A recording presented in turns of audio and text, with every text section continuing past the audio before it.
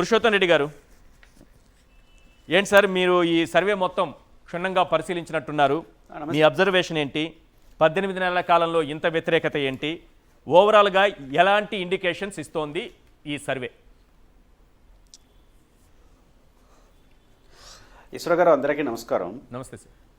ఈ mood of ఆంధ్రప్రదేశ్తో చేసినటువంటి survey నిజానికి ఆంధ్రప్రదేశ్ ప్రభుత్వానికి, అధికారంలో కూటమి ప్రభుత్వానికి మంచి అవకాశం అని నేను భావిస్తున్నాను. సానుకూలంగా ఆలోచిస్తే ఇంకా 3.5 ఏళ్ల పాటు ఈ ప్రభుత్వానికి అవకాశం ఉంది కాబట్టి ఇందులో వచ్చిన ఫైండింగ్స్ అన్నిటినీ చాలా జాగ్రత్తగా, నిజాయితీగా ఆత్మ పరిశీలన చేసుకుంటే ఖచ్చితంగా ప్రభుత్వం రికవర్ కావడానికి వరకున్న మంచి అవకాశం. దీంట్లో సాక్షి అనే పేరుంది కాబట్టి మేము వైసీపీ ఏం చెప్పినా వినమని చెప్పాలనుకుంటే అదే రేపు ఎన్నికల్లో నిజమవుతుంది. ఇంకా ఘోరంగా కూడా ఫలితాలు. ఎందుకు మాట అంటున్నానంటే సాక్షి చేసిన సర్వే కాదు, దాంట్లో ఆ పేరుంటే కూడా మనం ఒప్పుకోం కదా. ఓకే, ఇది ఐఐటిఎన్స్ సర్వే. పాయింట్ ఏంటంటే ఈ సర్వే రిపోర్ట్లో నాకు ఒక పారదర్శకత అనేది ఎందుకు నేను చూశానంటే వాళ్ళు ఎంచుకున్న పద్ధతులు, వాళ్ళు తీసుకున్న ఫైండింగ్ చాలా పారదర్శకంగా ఉంది. ఓకే, ఎందుకంటే ప్రధానంగా ప్రభుత్వం యొక్క పాలసీలను నిర్ణయించేది కొన్ని సెక్షన్లు ఉంటాయి. ముఖ్యంగా పెద్ద సెక్షన్లుగా ఉన్నటువంటి వ్యవసాయం, 2 ఉద్యోగస్తులు, నిరుద్యోగులు, ఎమ్మెల్యేల యొక్క పనితీరు, వీటన్నిటిని మనం పరిగణలో తీసుకుంటే ఫైండింగ్ చాలా దగ్గరగా ఉందనిపిస్తుంది. ఉదాహరణకు గిట్టుబాటు ధర ఉంది. 56% మంది ప్రజలు తీవ్ర అసంతృప్తితో ఉన్నారు. మామిడి ధర, గిట్టుబాటు ధర లేదని 68% మంది ప్రజలు తీవ్ర అసంతృప్తితో ఉన్నారు.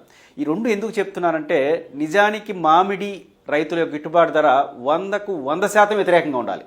ఎందుకంటే మేము చిత్తూరు జిల్లా వాడిని కాబట్టి ఇక్కడ మామిడి రైతుల సమస్య తెలుసు. 45,000 మంది రైతులు ప్రభుత్వం మాట ఇని ప్రభుత్వం 4 రూపాయలు, ఫ్యాక్టరీలు 8 రూపాయలు ఇవ్వాలని జగన్మోహన్ రెడ్డి గారు వచ్చినప్పుడు తోలారు 4.5 లక్షల మిలియన్ టన్నులు. కానీ ఈ రోజు వరకు కూడా ఆ డబ్బులు ఫ్యాక్టరీలు ఇవ్వలేదు ఈశ్వర్ గారు. అంటే ఎంత ఉండాలి? 100% వ్యతిరేకంగా ఉండాలి.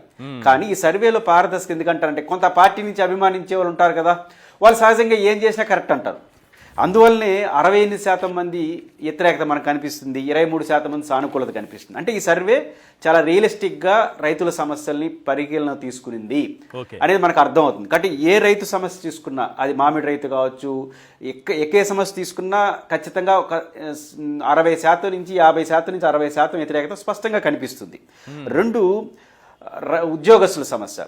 ఉద్యోగస్తుల్లో కూడా వాళ్ళ బకాయిలకు సంబంధించి కానీ, ఇతర డిఏలకు సంబంధించి కానీ దాదాపు 70 దాకా వ్యతిరేకత మనకు కనిపిస్తూ ఉంది. ఇది రీజనబుల్, ఎందుకంటే 5 డిఏలు ఇవ్వాల్సింది 1 డిఏ ఇచ్చారు. ఇంక వ్యతిరేకతలు ఎట్టుంటుంది?